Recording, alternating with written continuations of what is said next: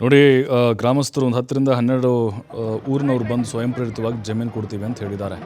ಅಲ್ಲಿ ರೇವಣ್ಣ ಅವರು ಜಮೀನು ಇಲ್ಲದೇ ಇದ್ದರೂ ಕೂಡ ನಾವು ಅಮ್ಮನವ್ರಿಗೆ ಅವ್ರಿಗೋಸ್ಕರ ನಾವು ಕೊಡ್ತೀವಿ, ನಾವು ಪರ್ಯಾಯವಾಗಿ ಏನೋ ಒಂದು ಮಾಡ್ಕೊಳ್ತೀವಿ, ಅದನ್ನೊಂದು ಪ್ರೇಕ್ಷಣೀಯ ಸ್ಥಳ ಮಾಡಿ ಅಥವಾ ಒಂದು ಧಾರ್ಮಿಕ ಕೇಂದ್ರ, ಅಲ್ಲೆಲ್ಲ ದೇವಸ್ಥಾನ, ರಂಗನಾಥ ಸ್ವಾಮಿ ದೇವಸ್ಥಾನ ಅಲ್ಲಿ ಬೆಟ್ಟ ಇದೆ, ಆ ಬೆಟ್ಟ ಹತ್ತಲಿಕ್ಕೆ ಅವಕಾಶ ಮಾಡಲಿಕ್ಕೆ ಅದೆಲ್ಲ ವ್ಯವಸ್ಥೆ ಮಾಡಿದ್ರು. ಅಲ್ಲಿ ಕಾಮಗಾರಿ ಮಾಡಿಸ್ತಂತೂ ಕುಮಾರಸ್ವಾಮಿ ರೇವಣ್ಣವರು ಅಂತ ಆ ಭಾಗದ ಜನ ನೆನೀತಾ ಇದ್ರು. ಹಾಗೆಯೇ ಚಂದನ್ನವ್ರದ್ದು ಕೂಡ ಇಲ್ಲೊಂದು ಪ್ರೇಕ್ಷಣೀಯ ಸ್ಥಳ ಆಗಬೇಕು, ಮ್ಯೂಸಿಯಂ ಆಗಬೇಕು ಅಂತ ಒತ್ತಾಯ ಮಾಡ್ತಿದ್ದಾರೆ. ಆದರೆ ಆ ಭಾಗದ ಜನರಿಗೂ ಕೂಡ ಅನುಕೂಲ ಆಗುತ್ತೆ ಅನ್ನೋದು ಅವರ ಉದ್ದೇಶ. ಬಟ್ ಈಗ ಅಂತಿಮ ಯಾತ್ರೆ ಸಾಗುವ ಮಾರ್ಗದ ಉದ್ದಕ್ಕೂ ಕೂಡ ಜನರು ಮನೆಗಳ ಮೇಲೆ ಹತ್ತಿ ಬಿಲ್ಡಿಂಗ್ಗಳ ಮೇಲಿಂದ ನೋಡ್ತಾ ಇದ್ದಾರೆ. ಶಾಲಾ ಕಾಲೇಜುಗಳಿಗೆ ರಜೆ ಘೋಷಣೆ ಮಾಡಲಾಗಿದೆ.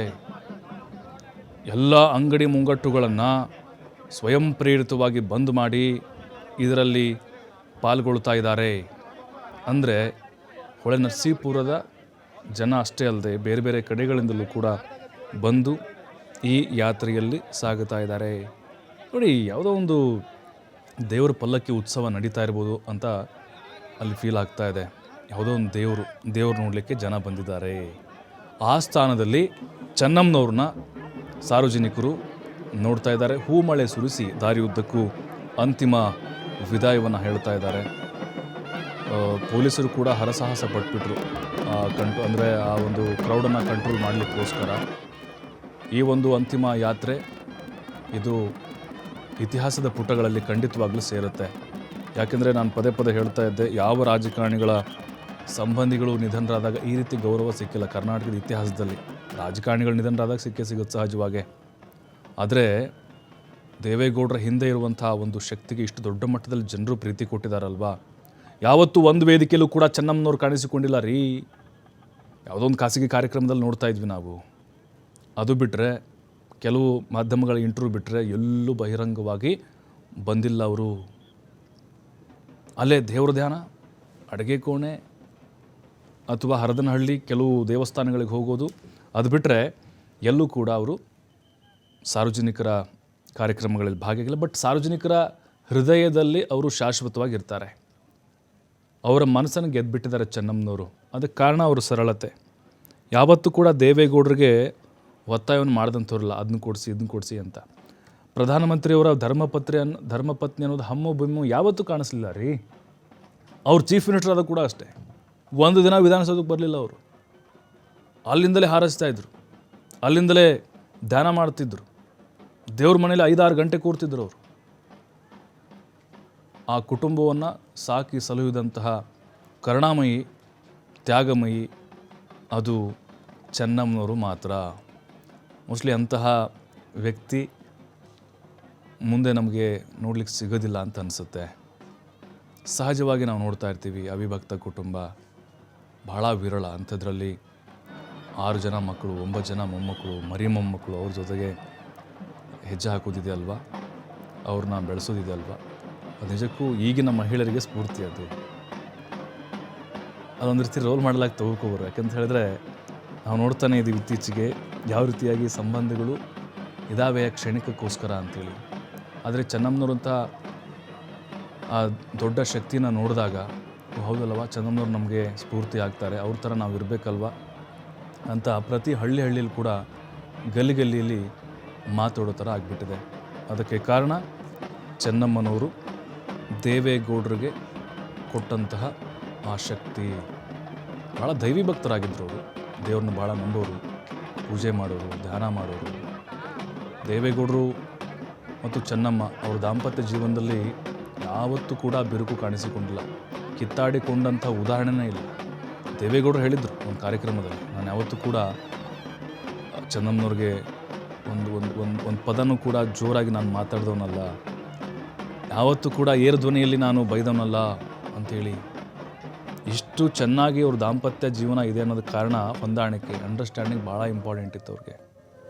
ಅವ್ರು ಹೊರಗಡೆ ಹೋಗ್ತಿದ್ರು, ಬೆಳಗ್ಗೆ 5 ಗಂಟೆಗೆ ಇದ್ರೆ ದೇವೇಗೌಡರು ರಾತ್ರಿ 12-1 ಗಂಟೆ ಆಗೋದ್ರಿ ಬರೋಕ್ಕೆ, ಬರೀ ಜನರ ಮಧ್ಯೆ ಇರ್ತಿದ್ರು. ಆದರೆ ಚೆನ್ನಮ್ಮನವರು ಇಲ್ಲಿ ಮನೆಗೆ ಯಾರು ಅತಿಥಿಗಳು ಬರ್ತಾರೋ ಎಲ್ಲ ಪಕ್ಷದವ್ರು ಬಂದರೂ ಕೂಡ ಅವ್ರಿಗೆ ಮೊದಲು ಊಟ ಮಾಡಿ ಅಂತ ಕೇಳ್ತಿದ್ರು ಅವರು. ಕಾರ್ಯಕರ್ತರು ಹೋದರೂ ಕೂಡ ಅಷ್ಟೇ ಪ್ರೀತಿಯಿಂದ ಬರಮಾಡಿಕೊಳ್ತಿದ್ರು. ನೋಡಿ, ಅವರಿಂದ ಎಲ್ಲ ಪಕ್ಷದ ನಾಯಕರು ಕೈ ತುತ್ತಂದು ತಿಂದಿದ್ದಾರೆ. ಅದಕ್ಕೆ ಎಲ್ಲರೂ ಹಂಗೆ ಹೊಗಳ್ತಾ ಇರೋದು. ಸಹಜವಾಗಿಯೇ ದೇವೇಗೌಡರ ಗರಡಿಯಲ್ಲಿ ಪಳಗದಂಥ ನಾಯಕರು ಎಲ್ಲ ಪಕ್ಷದವರು, ಆಲ್ಮೋಸ್ಟ್ ಎಲ್ಲ. ಚೆನ್ನಮ್ಮನವರ ಋಣ ನಮ್ಮ ಮೇಲಿದೆ. ಹಾಗಾಗಿ ಅವ್ರು ಕಂಡ್ರೆ ನಮ್ಗೆ ಬಹಳ ಗೌರವ, ತಾಯಿ ಪ್ರೀತಿ. ಮತ್ತು ದೇವೇಗೌಡರು ವೈಯಕ್ತಿಕವಾಗಿ ನಾವು ನೋಡೋದಾದರೆ ಬಹಳ ಕುಗ್ಗಿ ಹೋಗಿದ್ದಾರೆ. ಚೆನ್ನಮ್ಮನವರ ಅನಾರೋಗ್ಯ ಯಾವಾಗ ಜಾಸ್ತಿ ಕ್ಷೀಣಿಸೋಕೆ ಶುರು ಆಯಿತು, ಅವ್ರ ಆರೋಗ್ಯ ಯಾವಾಗ ಮಣಿಪಾಲ್ ಹಾಸ್ಪಿಟ್ಲಿಗೆ ಅಡ್ಮಿಟ್ ಮಾಡಿದ್ರು, ಆವಾಗಿಂದನೂ ಕೂಡ ದೇವೇಗೌಡರು ಬಹಳ ಗದ್ಗದಿತರಾಗ್ತಾ ಇದ್ದಾರೆ. ಆಯಿತು, ಆಳು ಎಲ್ಲ ಇರ್ತಾರೆ, ಅವ್ರ ಮನೆಯಲ್ಲಿ ಅಡುಗೆ ಮಾಡಿರ್ತಾರೆ, ಅವ್ರನ್ನ ಸಾಕಿ ಸಲುಹಿರ್ತಾರೆ, ನೋಡ್ಕೊಳ್ತಾರೆ. ಆದರೆ ಆ ಪ್ರೀತಿ ಸಿಗಲ್ಲ ಅವ್ರಿಗೆ. ಚೆನ್ನಮ್ಮನವ್ರ ಪ್ರೀತಿ ಇರಲ್ವಲ್ಲ, ಅದು ಆ ಕಾಳಜಿ ಇರಲ್ಲ. ಹಾಗಾಗಿನೇ ಅಲ್ಲಿ ಬಂದಂಥ ಎಲ್ಲರೂ ದೇವೇಗೌಡರನ್ನ ನೋಡಿನೇ ಕಣ್ಣೀರು ಹಾಕ್ತಿದ್ದಾರೆ, ಅವ್ರು ನೆನೆಸ್ಕೊಂಡು ಕಣ್ಣೀರು ಹಾಕ್ತಿದ್ದಾರೆ.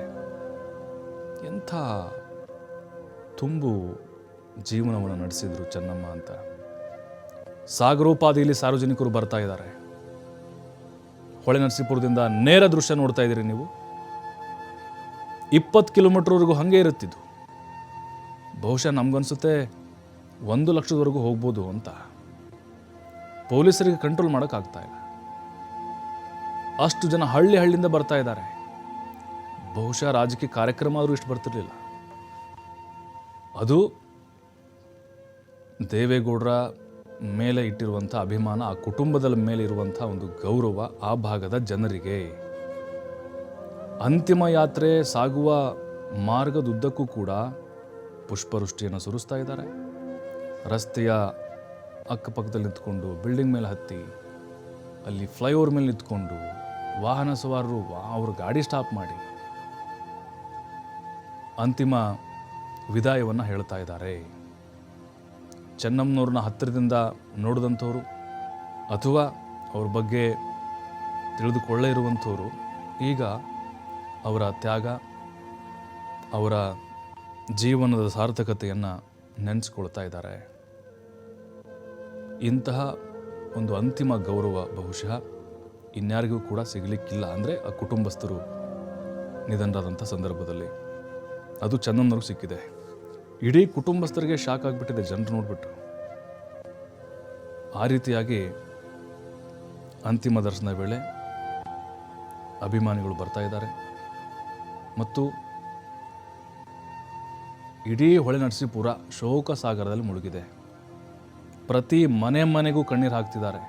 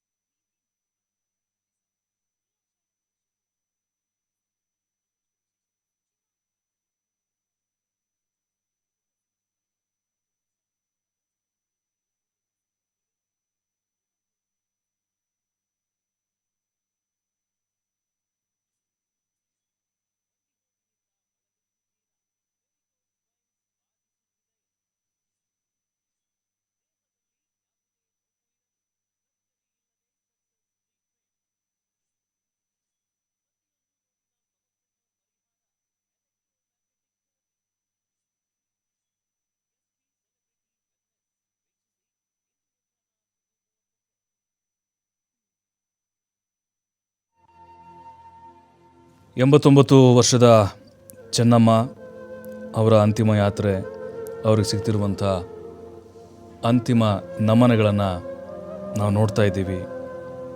ಹಲವು ಜನ ಹಲವು ರೀತಿಯಲ್ಲಿ ತಮ್ಮ ಭಾವನೆಗಳನ್ನು ವ್ಯಕ್ತಪಡಿಸ್ತಾ ಇದ್ದಾರೆ. ನೋಡಿ, ಅವರಿಗೆ 6 ಜನ ಮಕ್ಕಳು: ರೇವಣ್ಣ, ಬಾಲಕೃಷ್ಣಗೌಡ, ಕುಮಾರಸ್ವಾಮಿಯವರು, ರಮೇಶು, ಶೈಲಜಾ ಮತ್ತು ಅನಸೂಯ. 2 ಪುತ್ರಿಯರು, 4 ಜನ ಪುತ್ರರು, ತುಂಬ ಕುಟುಂಬ. ಸ್ಟಾರ್ಟಿಂಗಿಂದಲೂ ಕೂಡ ಅವರು ದೇವೇಗೌಡರ ಯಶಸ್ಸಿನ ಹಿಂದೆ ಇರುವಂಥ ಒಂದು ಶಕ್ತಿಯಾಗಿದ್ದರು. ಮೌನ ದೇವತೆಯಾಗಿ ಕೆಲಸ ಮಾಡಿದಂಥವ್ರು, ಸಂಸಾರದ ಹೊರೆ ತಟ್ಟದಂತೆ ಜವಾಬ್ದಾರಿ ನಿಭಾಯಿಸಿ ಗಟ್ಟಿಗಿತ್ತಿ ಅಂತ ಅನಿಸ್ಕೊಂಡ್ರು. ನೋಡಿ, ತಾಯಿಯಾಗಿ ಪಾಲನೆ ಪೋಷಣೆ ಜೊತೆಗೆ ಅವರ ಶಿಕ್ಷಣದ ಜವಾಬ್ದಾರಿಯನ್ನು ಕೂಡ ಚೆನ್ನಮ್ಮನವರು ವಹಿಸ್ಕೊಂಡ್ರು. ದೇವೇಗೌಡರ ರಾಜಕೀಯ ಯಶಸ್ಸಿಗೆ ಒಂದು ನೆರಳು ಅಂದರೆ ಹೆಮ್ಮರವಾಗಿ ಅವ್ರು ನಿಂತ್ಕೊಂಡು ಅವರ ಸಕ್ಸಸ್ಗೆ ಕಾರಣೀಕರ್ತರು ಕೂಡ ಆದರು. ನೋಡಿ, ಈ ದೃಶ್ಯ ನೋಡ್ತಾ ಇದ್ದೀವಿ. ನೋಡಿ, ಬಹಳ ಕ್ಲಿಯರಾಗಿ ಗೊತ್ತಾಗ್ತಾ ಇದೆ. ಫ್ಲೈಓವರ್ ಮೇಲೆ ಹತ್ಕೊಂಡು ಜನ ಕಿಕ್ಕಿರಿದು ತುಂಬಿದ್ದಾರೆ ರೀ. ಸುಮಾರು ಏನಿಲ್ಲ ಅಂದ್ರೆ ಒಂದು 4-5 ಕಿಲೋಮೀಟರ್ ಜನ ಬಂದಿರೋದು. ತಮ್ಮ ಗಾಡಿ ಸೈಡ್ ಹಾಕಿ ನೋಡ್ತಿದ್ದಾರೆ. ಚಂದಮ್ನವ್ರನ್ನ ನಾವು ಕೊನೆದಾಗಿ ನೋಡಬೇಕು ಅಂತ ಬಂದವ್ರು ಜಾಸ್ತಿ ಇದ್ದಾರಲ್ಲಿ. ನಾವು ಅವರು ಜೀವಂತ ಇದ್ದಾಗ ನೋಡೋಕ್ಕಾಗಲಿಲ್ಲ, ಅವಕಾಶ ಸಿಗಲಿಲ್ಲ, ನಮಗೆ ಪ್ರಯತ್ನ ಪಟ್ಟಿದ್ವಿ. ಆದರೆ ಈಗಲಾದರೂ ಕೂಡ ಅವ್ರನ್ನ ನೋಡಬೇಕು ನಾವು ಅಂತ ಆಸೆ ಇಟ್ಕೊಂಡು ಬಂದಂಥವ್ರು ಬಹಳ ಜನ ಇದ್ದಾರೆ. ಹಾಗಾಗಿನೇ ಕುಮಾರಸ್ವಾಮಿ, ರೇವಣ್ಣವರೆಲ್ಲ ಸೇರಿಕೊಂಡು ಎಲ್ರಿಗೂ ಅವಕಾಶ ಸಿಗಲಿ ಅಂಥೇಳಿ ಅಚ್ಚುಕಟ್ಟಾಗಿ ಅಂತಿಮ ನಮನಗಳನ್ನು ಸಲ್ಲಿಸಲಿಕ್ಕೆ ಎಲ್ರಿಗೂ ಕೂಡ ಅವಕಾಶವನ್ನು ಕೊಡ್ತಾ ಇದ್ದಾರೆ. ಮಾದರಿ ದಾಂಪತ್ಯ ಅಂತ ಹೇಳ್ಬೋದು. ನೋಡಿ, ಅವರು ಮುತ್ತಿಗೆ ಹಿರೇಹಳ್ಳಿ ಗ್ರಾಮ ಅವ್ರದ್ದು. ಭಾಳ ಸಿರಿವಂತರವರು. ಚೆನ್ನಮ್ಮ ಪಟೇಲ್ ಕುಟುಂಬದಿಂದ ಬಂದಂಥವ್ರು. 1937 ಅಂದರೆ ಸ್ವತಂತ್ರ ಪೂರ್ವ ಕಾಲದಲ್ಲೇ ಅವರು ಜನಿಸ್ತಾರೆ. ಪ್ರಾಥಮಿಕ ಶಿಕ್ಷಣ ಅಲ್ಲಿ ಮುಗಿಸಿ ನಂತರ ಹೊಳೆನರಸೀಪುರದಲ್ಲಿ 5 ಕಿಲೋಮೀಟರ್ ನಡ್ಕೊಂಡು ಹೋಗ್ತಿದ್ರು ಶಾಲೆಗೆ. ಆಗಲಿಂದಲೇ ಕಷ್ಟಪಟ್ಟಂಥ ಹೆಣ್ಮಗಳಾಗಿದ್ದರು ಅವರು. ಆಮೇಲೆ 1954